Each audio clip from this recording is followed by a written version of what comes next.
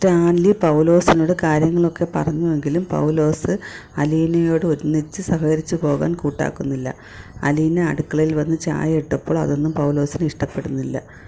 പൗലോസേട്ടൻ ഇങ്ങനെ പോയാൽ എനിക്ക് കടുത്ത തീരുമാനങ്ങൾ എടുക്കേണ്ടി വരുമെന്ന് അലീന പറയുന്നുണ്ട്. 3 ദിവസം ഞാൻ നോക്കും. അത് കഴിഞ്ഞിട്ടും പൗലോസേട്ടൻ എന്നോട് സഹകരിക്കുന്നില്ലെങ്കിൽ ഞാൻ പൗലോസേട്ടനോട് ഗെറ്റ് ഔട്ട് അടിക്കും. പെട്ടിയും ബാഗും ഒക്കെ പാക്ക് ചെയ്ത് വെച്ചോളൂ എന്ന് അലീന മുന്നറിയിപ്പും കൊടുത്തു. പൗലോസിന് ഇതൊന്നും ഇഷ്ടപ്പെട്ടില്ല.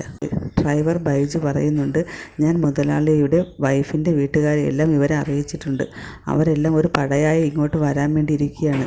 അപ്പോൾ ഈ അലീനയെ ഇവിടെ നിന്ന് പറപ്പിച്ചോളും. ആൻ്റപ്പനും ഡ്രൈവർ ബൈജുവും പൗലോസും കൂടി മാർക്കറ്റിൽ പോകാൻ വേണ്ടി വരികയാണ്. അലീന ലിസ്റ്റ് ചെയ്ത് പേപ്പർ ചോദിക്കുന്നുണ്ട്, എന്തൊക്കെ സാധനങ്ങളാണ് വാങ്ങിക്കുന്നതെന്ന് നോക്കാൻ വേണ്ടി. അപ്പോൾ പൗലോസ് പറഞ്ഞു, വാങ്ങിക്കൊണ്ട് വന്നിട്ട് കാണിച്ചാൽ പോരെ കുഞ്ഞെ. ആ, അതായാലും മതി. പൗലോസിൻ്റെ കള്ളത്തരങ്ങളെല്ലാം അലീന പിടിക്കുകയാണ്. സാധനങ്ങൾ വാങ്ങിക്കുന്ന കാര്യങ്ങൾ പൗലോസ് കൃത്രിമത്വം കാണിക്കുന്നുണ്ട്. കള്ള ബില്ലുണ്ടാക്കി കൊണ്ടുവന്നിട്ടാണ് കാണിക്കുന്നത്. 5 കിലോ അരി വാങ്ങിയിട്ട് 10 കിലോ അരിയുടെ ബില്ലൊക്കെ കാണിക്കുന്നുണ്ട്. അതെല്ലാം അലീന പിടിക്കും. നാളത്തെ പ്രൊമോയിൽ അതൊക്കെ കാണിക്കുന്നുണ്ട്. വാങ്ങിയ സാധനങ്ങളുടെ ലിസ്റ്റുമായിട്ട് അലീനയും വല്യപ്പച്ചനും കൂടി കടയിലേക്ക് എവരെയും കൂട്ടിക്കൊണ്ട് പോകാൻ ഒരുങ്ങുകയാണ്.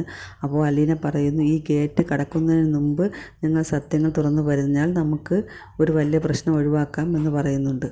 ഗേറ്റ് കടക്കുന്നതിന് മുമ്പ് ആരെങ്കിലും സത്യം തുറന്നു പറയുമെന്നാണ് എനിക്ക് തോന്നുന്നത്. എന്തായാലും പൗലോസ് വലിയ കള്ളത്തരം അവിടെ ചെയ്യുന്നുണ്ട്. ഒരുപാട് തട്ടിപ്പും വെട്ടിപ്പും എല്ലാം പൗലോസ് ചെയ്യുന്നുണ്ട്. എല്ലാം അലീന പിടിക്കും.